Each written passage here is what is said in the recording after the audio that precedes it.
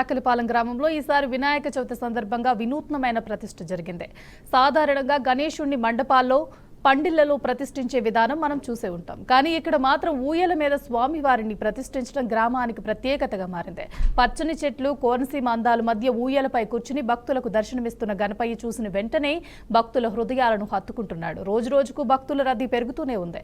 ఉదయం నుంచి కుటుంబ సభ్యులతో, పిల్లలతో, పండితులతో కలిసి గ్రామస్తులు భక్తిభరిత వాతావరణంలో గణపయ్యను దర్శించుకుంటున్నారు. గ్రామస్తులే కాకుండా పరిసర ప్రాంతాల నుంచి కూడా భక్తులు తరలి వస్తున్నారు.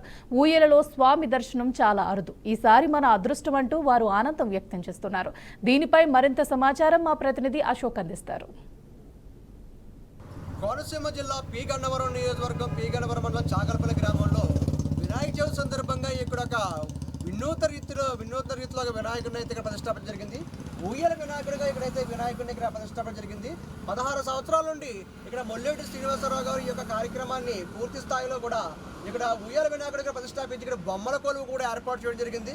అనేక రకాలుగా ఉన్న బొమ్మల కొలువు ఏర్పాటు చేసి ఈ యొక్క శ్రీకృష్ణుడు, అలాగే వినాయకుడు, అలాగే విష్ణుమూర్తి, అలాగే ఋషులు, ఇలాగే మొత్తం అంత విగ్రహాలు కూడా ఏర్పాటు చేసి ఈ యొక్క వినాయక నిమజ్జనం రోజు మొత్తం 130 ట్రాలీలతో 40 మీటర్ల దూరంతో పాటు ఈ యొక్క భక్తులతో పూర్తి స్థాయిలో కూడా ఇక్కడ ఈ యొక్క ఊయల వినాయకుడిని నిమజ్జనం చేసే కార్యక్రమంలో అయితే పాల్గొనడం జరుగుతుంది. అదే కోణంలో చూసుకుంటే మనం ఇక్కడ ఈ యొక్క గన్నవరం మెయిన్ రోడ్లో, గన్నవరం నుండి చాకలపాలెం వెళ్ళే మెయిన్ రోడ్లో ఏదైతే ఈ యొక్క ఊయల వినాయకుడు అయితే ఉన్నాడో ఆ వినాయకుడు చూడడానికి భక్తులైతే మాత్రం తండోపతండాలుగా వచ్చి స్వామివారిని దర్శనం చేసుకోవడం జరుగుతుంది. అయితే ఇదే కోణంలో చూసుకుంటే ప్రస్తుతం ఇక్కడ ఈ స్వామివారిని ఎక్కడ కూడా లేని విధంగా ఊయల ఊపుతూ ఉన్న వినాయకుడిని చూడడానికి కూడా భక్తులైతే మాత్రం పూర్తి స్థాయిలో అక్కడ మనకి చూస్తూనే ఉన్నాము. అక్కడ స్వామివారిని కూడా దర్శించుకోవడం కూడా జరుగుతుంది. పూర్తిగా కూడా స్వామిని దర్శించుకుని అదే కోణంలో మనకి పూర్తిగా దర్శనం చేసుకుని వెళ్ళడం కూడా ఒక ఆచారంగా అయితే మాత్రం మనం చూసుకోవచ్చు. ఇక్కడ ఇదే మన ఈ భక్తులు కూడా అడిగి మనం పూర్తి ఎలాగుంది, ఈ అనుభూతి ఎలాగుంది, స్వామిని ఎక్కడ చూసిన విషయం మీద కూడా మనం ఒకసారి అడిగే ప్రయత్నం చేద్దాం. చూసారు ఎలా ఉంది? మేము ఇలా నగరం వెళ్తూ రోడ్ సైడ్ చూసామండి. చాలా ఆహ్లాదకరమైన ప్లేస్ లాగా చాలా మంచిగా ఉంది. ఇక్కడ ఈ డెకరేషన్ కానీ, ఇక్కడ పెట్టిన బొమ్మల కొలువులు కానీ ప్రతి ఒక్కటి కూడా పాత కాలాన్ని చేసుకుంటాయి. చాలా అంటే చాలా బాగుంది. మనసుకి చాలా ప్రశాంతంగా అనిపించింది వినాయకుడిని చూడడం. అంటే ఇక్కడ ఊరేగింపు కూడా ట్రాలీల మీద తీసుకెళ్ళి నిమజ్జనం చేస్తున్నా అని చెప్పేసి అనడం కూడా జరిగింది. ఇటువంటిది ఎప్పుడైనా మీరు మీ గ్రామంలో కానీ మీ ఏమైనా చూడడం జరిగిందా? లేదండి. అసలు మీకు ఎలా అనిపిస్తుంది చూసి? 10 సంవత్సరాలు పెడతారు వీళ్ళు. చాలా చాలా బాగా అనిపించింది. 10 సంవత్సరాలు చూస్తున్నారు.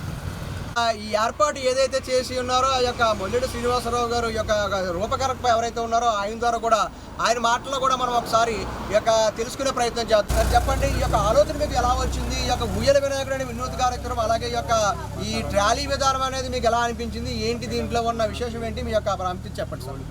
గణేశాయ నమః. మొట్టమొదటిసారిగా ఒక అడుగు విగ్రహంతో మా ఇంటి గార్డెన్లో పూల చెట్ల మధ్యలో, గులాబీ తోట మధ్యలో ఏర్పాటు చేయడం జరిగిందండి వినాయకుడిని. అది బాగుందని చెప్పేసి మా ఇంటి ఎదురుకుండా రోడ్డు పక్కనే, రహదారి పక్కన ఉన్న చెట్టుకి ఉయ్యాల కట్టి ఉయ్యాల్లో ప్రతిష్ఠించి వినాయకుడిని ఉయ్యాల్లో పెట్టి 9 రోజులు మా కుటుంబ సభ్యులు, ఊళ్ళో కూడా చాలామంది వచ్చి ఈ ఉయ్యాల్లో ఏర్పాటు చేసిన వినాయకుడిని పూజించడం, అలాగే ఈ వినాయకుడితో పాటుగా ఈ వినాయక చవితి 9 రోజులు మా ఇంట్లో ఉన్న బొమ్మలన్నీ తీసుకొచ్చి బొమ్మల కొలువుగా ఏర్పాటు చేసి ఈ 9 రోజులు ఉంచిన తర్వాత 9వ రోజున నిమజ్జనం రోజున వినూత్నంగా సుమారు ఇంచుమించుగా 30 ర్యాలీల మీద సుమారుగా 40 మీటర్ల పొడవు వస్తుందండి. మొదటిసారి ఏం చేసామంటే 101 విగ్రహాలు మేము నిమజ్జనం చేయాలి, ఊరేగించాలని చెప్పేసి అసలు విగ్రహంతో పాటు వెనకాల 100 విగ్రహాలని ఏర్పాటు చేసి మొత్తం 101 విగ్రహాలని మేము నిమజ్జనం చేయడం జరిగింది. ఆ తర్వాత కొంచెం ఈ పని కొద్దిగా ఎక్కువ అవుతుందని చెప్పేసి ప్రజెంట్ 31 విగ్రహం, ప్రతి సంవత్సరం 31 విగ్రహాలు మెయిన్ విగ్రహం హైదరాబాద్ నుంచి తీసుకురావడం జరుగుతుందండి. తర్వాత ఈ ప్రతి సంవత్సరం మిగతా 30 విగ్రహాలు మేము నిమజ్జనం చేసేసేవాళ్ళం. మా మిసెస్ అయినటువంటి మాధురి గారు వాళ్ళ పుట్టింటి నుంచి తెచ్చుకున్న ఒక బొమ్మకి ప్రతి సంవత్సరం కొన్ని బొమ్మలు సేకరించి ఈ రోజున 370